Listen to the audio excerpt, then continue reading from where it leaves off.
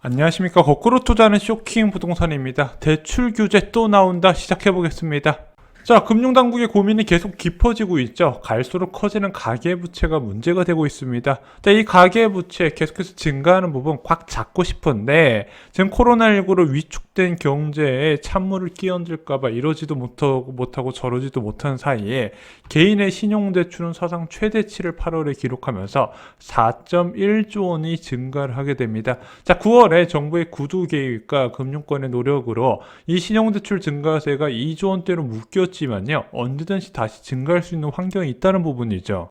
자, 왜냐면 초저금리의 자산가격 상승 기대감이 워낙 크기 때문에 대출을 땡겨서라도 최대한의 이익을 얻으려고 하는 30대들이 증가하기 때문입니다. 자, 서울 아파트 가격 이미 2014년부터 벌써 6년 넘게 상승을 하고 있기 때문에 이제는 서울 아파트 가격 떨어진다는 생각하는 사람도 별로 없어졌을 거예요. 그러면은 나도 이 상승 흐름에 타보자 뒤늦게 타는 사람들이 늘어났다는 부분 대부분 30대라는 거예요. 게다가 코스피마저도 높은 상승세를 보이니까 이 저금리에서는 갈 곳이 부동산이면 주식밖에 없다. 자, 이런 식으로 대출을 최대한 땡겨서 묻지마 투자에 나선다는 부분입니다.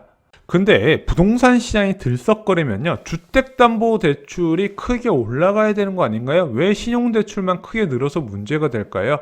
자, 8월에 가계부채 통계를 보면은요, 주택담보대출 비율은 6.1조 원 증가하는 부분이었습니다. 3월과 유사한 수준인데 이걸 주택담보대출이 늘었다고 아무도 생각하지 않아요. 왜냐? 이 주택담보대출에 전세자금대출이 포함이 되는데 전세자금대출이 증가폭의 거의 절반 이상을 차지했기 때문에 주택담보대출 자체는 그렇게 늘어나지 않고 있거든요. 그런 상태에서 신용대출만 늘어나는데 이거 주식 쪽 아니야? 부동산 쪽 아닌 것 같은데 이렇게 생각하시는 분도 있을 거예요. 근데 지금 부동산 규제를 보면은 신용대출이 늘어날 수밖에 없는 환경이구나 이해가 되실 겁니다.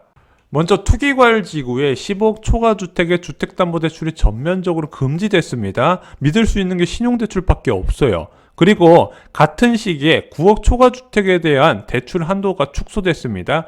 투기과열지구의 9억 초과분에 대해서는 LTV가 20%가 적용되고 조정대상 지역은 30%가 적용돼요. 9억 초과분에 한해서. 그러다 보니까 13억짜리, 14억짜리 아파트 대출 받으려고 알아봤더니 실질적으로 LTV 아파트 가격이 30% 수준밖에 안 되네. 그러다 보니까 여기에 신용대출을 끌어쓸 수밖에 없다는 법은, 게다가 조정대상 지역까지도 대출을 60%까지 주다가 올해 20부동산 대책에서 50%로 줄어들었습니다. 자, 그러다 보니까 이런 다양한 주택담보대출 규제들이 주택담보대출 증가세 둔화 원인은 됐어요. 아파트 투자, 내 집 마련 열풍은 여전히 꺼지지 않았지만 주택담보대출만 줄어들었어요.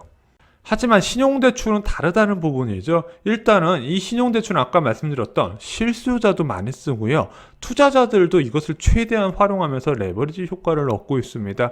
또한 이 신용대출, 솔직히 이게 소득이 많지 않으면 대출 많이 받기 어렵거든요. 자영업자분들은 아마 이 신용대출 받으려고 그러면요, 아무리 소득 신고를 많이 했어도 한도도 적게 나오고 또한 금리도 높게 적용받을 거지만, 이게 만약에 우리가 흔히 알고 있는 유명한 이제 기업에 재직하시는 경우에는 한도가 정말로 많이 나오고 금리도 저렴한 부분이 있습니다. 게다가 요즘 맞벌이가 많잖아요. 맞벌이 부부의 경우 각각 대출을 활용하다 보니까 이 신용대출이 부동산 시장 자금의 공급원이 돼버린 거죠. 게다가 지방이나 외국계 은행 같은 경우는 한도 200% 초과 대출이 일상화되어 있고 이건 지금도 유지되고 있어요. 그래서 직장에 따라서 저금리까지 적용되다 보니까 이 신용대출은 부동산 투자를 위한 필수 금융상품이 돼버린 거죠. 자, 신용대출이 늘어날 수밖에 없는 환경, 표를 보시면 좀 더 이해가 빠르실 겁니다. 12억짜리 주택 실수요할 때 투기과열지구 같은 경우는 대출이 얼마 안 되잖아요. 자, 9억 이하분에 대해서 40% 적용되고 9억 초과분에 대해서 20% 적용되니까 4억 2천만 원밖에 안 됩니다. 이것만으로 부족하니까 신용대출을 받아요. 부부 각각 소득의 200%씩 받아서 2억을 채워 넣습니다. 여기에 퇴직금과 보험대출을 받아서 5천만 원을 추가로 받아요. 그럼 내 자본 내자본이 5억 3천만 있어도 12억짜리 주택 살 수 있는 거예요. 그래서 부동산에 이제 대출을 많이 알아보신 분들은 자, 12억짜리 아파트 내자본 5억으로 택도 없네 이렇게 생각하시는데 이렇게 활용하면은 생각보다 이 주택 마련하는 게 어렵진 않겠구나 느끼실 겁니다. 자, 12억짜리 갭 투자할 때는요, 더욱더 내자본 필요한 자본이 적게 들어요. 왜 그러냐? 주택담보대출보다 전세보증금이 더 높잖아요. 여기에 부부의 신용대출 각각 끌어쓰고 각종 연끌해서 진행하게 되면요, 내 자본 3억이면 12억짜리 주택 매수가 가능합니다. 그래서 갭투자 맘먹고 하면요, 지금 내 자본의 3, 4배 주택 마련한 거 1도 아니에요. 그래서 이런 신용대출을 이렇게 많이 해주다 보니까 주택담보대출 규제 무용론이 나오게 되는 거고, 신용대출만 끝도 없이 올라가는 부분입니다. 자, 물론 이런 연끌 투자를 차단하는 장치가 있었습니다. DSR, 언론에서 가끔 보시죠. 가끔 나타났다가 사라지는 그런 용어입니다. 대출자가 1년 동안 갚아야 할 모든 종류의 채무 원리금을 연소득으로 나눈 가격이에요. 내 연봉이 5천만 원인데 만약에 한 달 이제 1년에 2천만 원 정도의 대출 원리금을 갚더라. 그럼 DSR 비율이 40%예요. 계산하기 편하죠. 자, 그 전에 적용됐었던 DTI보다 더 강화된 규제라고는 해요. 근데 이게 처음에 나왔을 때는 거의 뭐 이 DSR 이걸로 규제할 의지도 없었는데, 작년 12.16 부동산 대책 때 오랜만에 이 DSR 관리 강화 방안이 나오게 됩니다. 어떤 식으로 평균 DSR 비율을 40% 내외로 관리하고 있었는데 자율적으로 이거를 일괄적으로 40%로 한도를 정해버리고요. 비은행권은 60%에서 2021년 말까지 40%로 하향 조정하기로 한 겁니다. 근데 왜 아무런 효과가 없었을까요? 40%를 일괄 적용하고 제2금융권도 단계적으로 낮추면 이게 효과가 있어야 되지 않을까? 먼저 이 투기과열지구의 9억 초과 주택 구입 시에만 40%가 적용이 됐던 부분이고요. 비은행권은 여전히 60%까지 적용이 가능합니다. 그래서 프로세스가 어떻게 되냐? 1금융권 먼저 대출 신청했다가 막히면 2금융권 가면 되는 거예요. 뭐 이거 갈 필요도 없어요. 인터넷에 올려버리면은 대출 상담사들이 쪽지를 엄청나게 보내줍니다. 두 번째, 차주 단위로 적용되는 부분이라서 부부가 함께 받는 대출 규제에 한계가 있다는 부분이에요. 그래서 남편 명의로 주택담보대출 받고 정소득이 적어서 DSR 문제가 되면은 신용대출은 아내 명의로 받으면 되기 때문에 문제가 안 됐다는 부분이죠. 그리고 이 주택담보대출의 상환 기간을 30년 이런 식으로 최대한 늘리면서 상환액을 줄이고요. 저금리 때문에 이자 비용이 낮아지면서 실효성이 없는 대책이 돼버린 겁니다. 그래서 소득의 40%나 때려버리면 솔직히 이게 적용받을 사람이 거의 없어요. 그러다 보니까 이것 때문에 대출 못 받아서 주택 못 산다는 이야기 한 번도 못 들어보셨을 겁니다. 자, 이런 대출 증가 부분은요, 이번 국정감사에서도 단골 지적사항이 됐어요. 홍남기 경제부총리 겸 기획재정부 장관은요, 이런 부채에 대해서 우려를 표하면서 신용대출 대책이 필요하다고 말하면서 금융위에 DSR 규제를 큰 폭으로 강화할 필요가 있다고 언급을 했습니다. 이게 10월 7일이었는데 오늘 은성수 금융위원장이 신용대출이 부동산이나 주식에 쏠리지 않도록 관리하겠다, 추가 대책을 내놓겠다 이런 식으로 언급을 했다는 부분이 자, 이 내용 좀 자세히 짚어보겠습니다.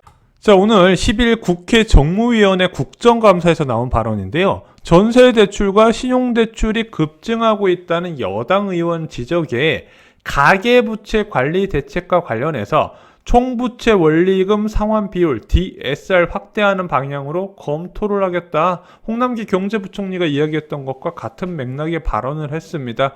증가한 신용대출이 부동산, 주식에 쏠리지 않는지 면밀히 모니터링하면서 추가적인 관리 방안도 검토하기로 했거든요. 이미 9월 중선에 한 차례 이 신용대출 관련된 이제 개입을 들어갔어요. 어떤 식으로 들어갔냐?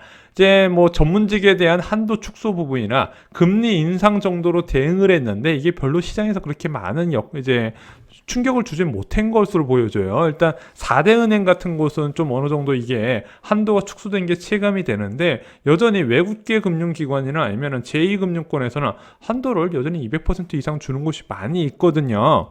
그래서 그 부분에 대해서 추가적인 관리 방안을 내놓겠다 이렇게 발표를 한 겁니다. 구두 개입 수준이 아니라 직접적인 대책을 발표할 가능성을 언급을 한 거죠. 추가로 전세 대출은 줄이거나 막으면 피해자가 발생할 수 있기 때문에 일단 고민을 하고 있다. 자, 그래서 일단 신용대출 축소 부분부터 좀 살펴볼게요. 자, 그럼 어떤 식으로 DSR 규제가 강화될까? 지금 언론에 나오는 얘기는요, 신용대출의 상환 기간을 단축한대요. 이 상환 기간이 뭐냐? DSR 계산했을 때, 자, 주택담보대출 같은 경우는 뭐 원리금 상환이 20년, 30년 이렇게 기간이 정해져 있잖아요.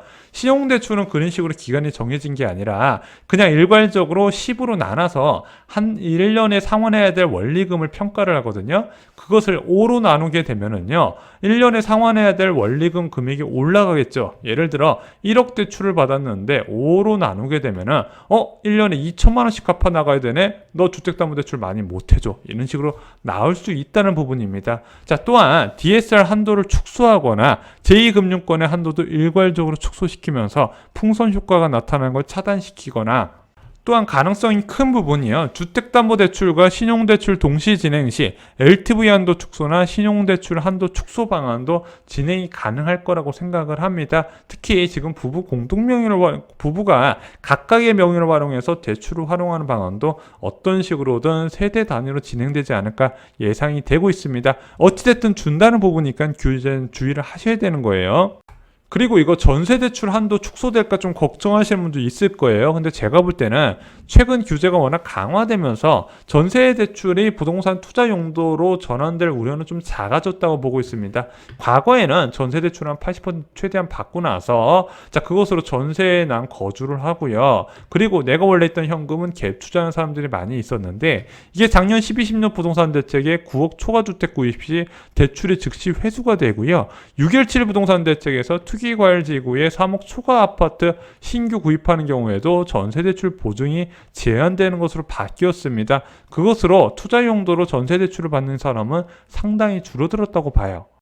또한 기존에 주택을 보유했던 사람도 보증 한도가 2억 원으로 크게 감소했어요. 자, 한도가 크게 감소했기 때문에 제가 볼 때는 이 전세 대출이 증가한 거는 지금 시세 급등에 따른 이유 부분이지, 이것을 투자 용도로 활용한다 보기엔 좀 어려운 것 같습니다. 단 DSR 범위에 포함될 가능성, 지금 전세 대출은 포함이 안 돼 있는데 그 부분은 좀 염두를 해주시는 게 좋을 것 같습니다.